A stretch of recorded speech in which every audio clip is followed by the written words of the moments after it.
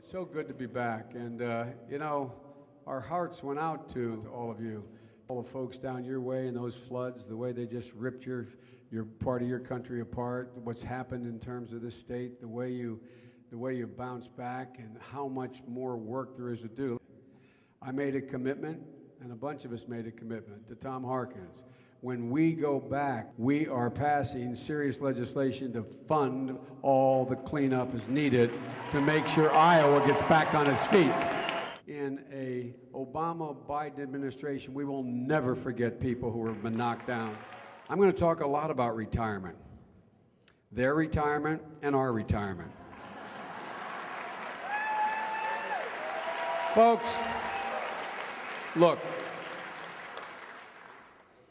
a lot of people are hanging on the edge, man. A lot of people are just wondering, God knows, what am I going to do now? And what are we going to do this entire gigantic debt we left David and kids his age? Well, let me tell you, it's going to make retirement harder unless we deal with it. The first thing we're not going to do is we're not going to privatize Social Security. The second thing we are going to do to allow people to live with dignity, we're going to close that so-called donut hole so that people in prescription drugs are able to get prescription drugs. And we're going to protect pensions. You know what? I'll bet you when we change the bankruptcy law that I've been proposing and Barack have been proposing for some time, when we change the bankruptcy law to say the CEOs as they get together to, quote, reorganize their company, and we say to them, they have their lawyer whisper in their ear, guess what? When you reorganize, you get reorganized. You can't do what you've been doing. What have you been doing lately? You're giving golden parachutes to people, hiring back people to manage a reorganized company, walking away from a pension, leaving everybody around, and leaving people with 20, 30, 40, 50, 60 million dollar benefits for the management that stays around. Well, guess what we're going to do? We're going to change that bankruptcy law. If you decide to go bankrupt, you give up every single thing you have in the company too. You lose your pension. You lose your stock options. You are first in line. You are the first overboard. And as my mother would say, that will focus their attention. That will focus their attention. So many companies have used reorganization to maintain their place, get rid of labor, get rid of pensions, and get rid of obligations. That will not happen with Barack Obama and Joe Biden. Look, let me conclude by saying this. There's so much more to talk about, but ladies and gentlemen, it's just really, really very basic. People are in trouble. And the people who aren't in trouble are this close to getting in trouble.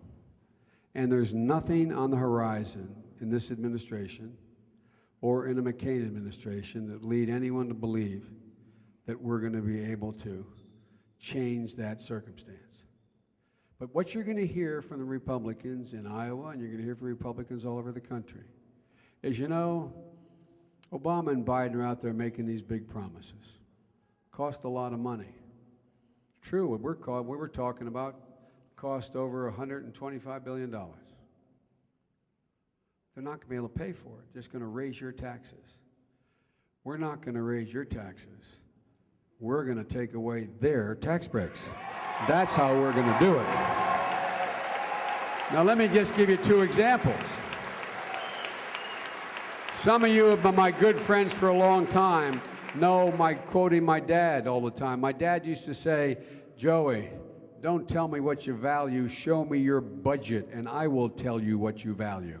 Well, let me tell you what we value and what they value. Ladies and gentlemen, right now, this year, people making an average income in the top 1%, average income of $1.4 million a year, are going to get an $80 to $85 billion tax cut. By the year 2010, when the tax cut expires, they'll be getting $100 to $102 billion in a tax cut. These aren't bad people. There's a lot of good people. A lot of them work very, very hard. They've been ingenious. It's part of the way, American way. If you can achieve, you can work. And you can make it work. But ladies and gentlemen, What do we value? Is it important that we give these people who will acknowledge freely that they don't need that additional tax cut, $100 or $80 billion tax cut, or spend $80 billion to provide every American with adequate health care? Which is the better thing to do? Ladies and gentlemen, we are going to eliminate the tax cut for those people who make over $250,000 a year, and they'll still be paying fewer taxes than they paid under Ronald Reagan. I don't call that a great sacrifice. It's about time, and every time I say this with wealthy people, they agree. It's about time they are as patriotic as everybody else, and they are ready to be. We just have not asked anything of them. And the second point I'll make, when they tell you how we're going to pay for it, we're going to pay for it because I guarantee you we will end this war in Iraq. We will end this war in Iraq.